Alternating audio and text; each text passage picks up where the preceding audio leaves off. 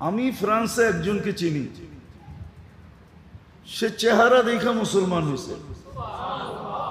জামাত যাইতেছিল, জামাতের হাঁটা দেখা সে মুসলমান হয়েছে।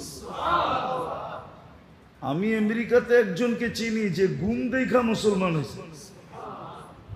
শুধু তালিমের হালকায় বসে একজন ঘুমাইতেছে, তার ঘুম দেখা সে মুসলমান হয়েছে। এখন সেও বসে ঘুমায়। তো সত্য এটাই।